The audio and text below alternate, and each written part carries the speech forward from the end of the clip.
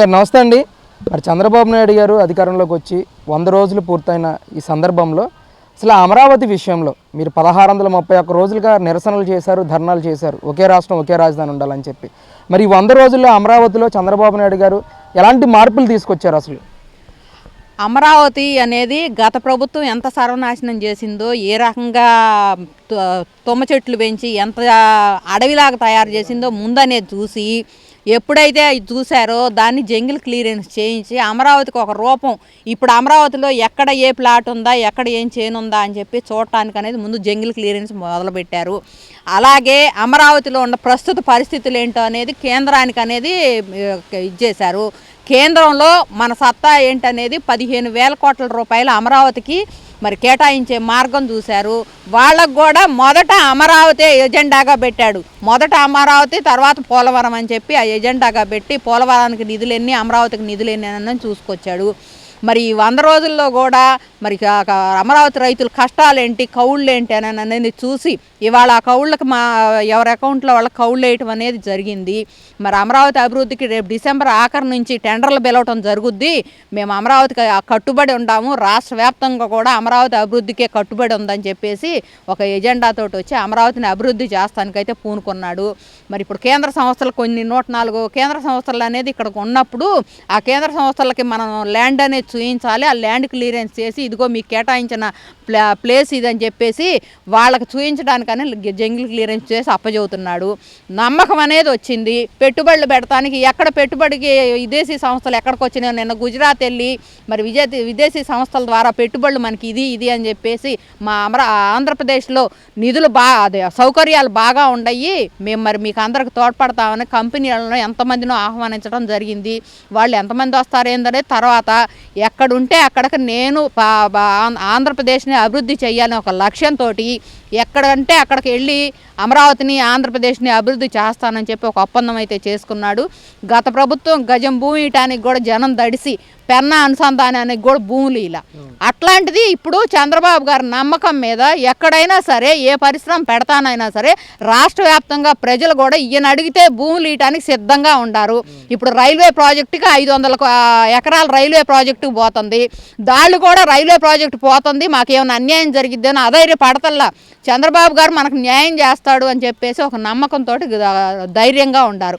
అదేవిధంగా ఎప్పుడైతే అమరావతిలో నువ్వు విషం జమ్మటానికి మొదలుపెట్టావో ఆ విషం అనేది ఇంకా కక్కటం మానలేదు. మరి నిన్నగాక మొన్న అమరావతికి వరదలు వచ్చినాయి, వరదల్లో మునిగిపోయింది అమరావతి అని చెప్పేసి 28 సెంటీమీటర్ల వర్షం పడ్డ తక్షణం వచ్చి ఇక్కడ హైకోర్టు చుట్టూ ఇదంతా చుట్టూ ఏదైతే ఉందో నీళ్లుండయి అని చెప్పేసి ప్రచారం చేయటం అబద్ధాల సాక్షిలో మేము చూసాం. కాకపోతే అదంతా కూడా వర్షపు నీరు, వరద నీరు అనేది ఎక్కడా చుక్క రాలేదు. అమరావతికి అన్నిటికీ అనుకూలం అని చెప్పేసి మద్రాస్ ఐఐటి కూడా ఎప్పుడైతే ఇచ్చిందో సర్టిఫికేట్ ఇచ్చింది. దాన్ని బట్టి అమరావతి పూర్తిగా అభివృద్ధి చేయడానికి చంద్రబాబు గారు కట్టుబడి ఉండాలని ఒక నమ్మకంతో ఆయన అంటే మేము ఉంటామని చెప్పేసి ఒక నమ్మకంతో అమరావతి రైతులు ఉంటారు. మరి మేము ఎప్పుడు కూడా ఈ 5 సంవత్సరాల నుంచి కూడా కౌలు కోసం మేము కోర్టు ఎక్కాల్సి వచ్చేది. అట్లాంటిది ఈ సంవత్సరం ప్రశాంతంగా 9వ వార్షికోత్సవ కౌలు మాత్రం మరి కోర్టుకి ఎక్కకుండా మాకు ఖర్చు లేకుండా ఇవ్వటం జరిగిందనమాట. దానికి మేము ముందుగా చంద్రబాబు గారికి ధన్యవాదాలు తెలుపుకుంటా అమరావతిని కూడా మీ హయాంలోనే ఇంకా అభివృద్ధి పాదంలో తీసుకెళ్ళండి, మేము రైతులు చేసిన భూమికి త్యాగం అనేది త్యాగానికి ఫలితం దక్కించండి అని చెప్పేసి దయచేసి విన్నపం చేసుకుంటాం. అంటే ఒకవైపు వైఎస్ఆర్సీపీ రాష్ట్ర అధికార ప్రతినిధిగా ఆర్కే ఎవరైతే యాంకర్గా ఉన్నారో ఆర్కే శ్యామల గారిని ఈరోజు నియమించడం జరిగింది. ఆవిడ నియమిస్తున్న తర్వాత పిల్లికి భిక్షం కూడా పెట్టరు లోకేష్ చంద్రబాబు నాయుడు అని అంటూ కూడా కొన్ని వ్యాఖ్యలు చేస్తూ ఉన్నారు. ఎలా చూస్తారు అసలు శ్యామ గారి వ్యాఖ్యలు? అసలు ఆ శ్యామల గారు వ్యాఖ్యలు చేసేదానికే పక్కనే ట్రోలింగ్ అవుతానే ఉంది. ఎప్పుడైతే దేవాంశ్ పుట్టినరోజు 33 లక్షల రూపాయలు అన్నదానానికి ఇస్తున్నాడు, మరి పిల్లికి బిచ్చం పెట్టడం అనంటే పిల్లికి బిచ్చం పెట్టని వ్యక్తి అయితే కనుక ఇవాళ వరద బాధితులకు వరద సాయం చెయ్యండి అంటే నమ్మకంతో కోటాను కోట్లు తీసుకొచ్చి వరద బాధితులకు సాయం చేస్తున్నారు.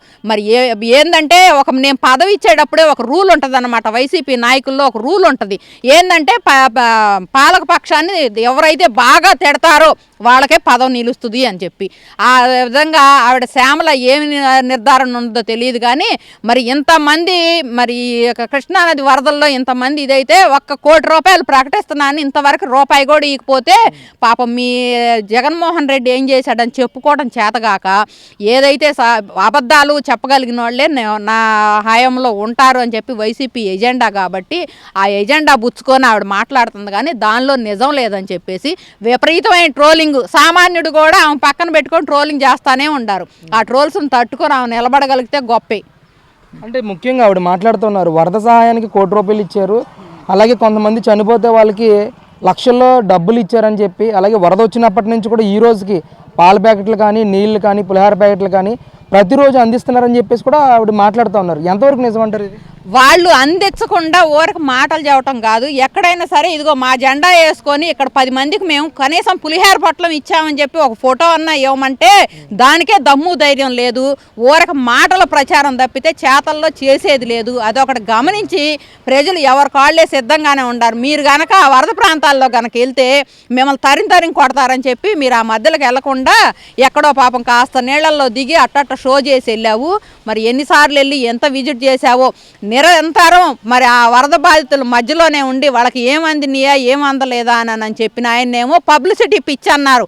మరి ఒక్కసారి వచ్చి మీరు కనీసం ఒక పులిహార పొట్లం ఇకపోయినా ఇంకేముందో మా నాయకుడు చేసేస్తాడని చెప్పేసి మాట్లాడుతుంటే ఇక మీ పార్టీ భూస్థాపితానికి దగ్గరలో ఉందని చెప్పి మేమైతే మాత్రం బాగా నమ్ముతున్నాం.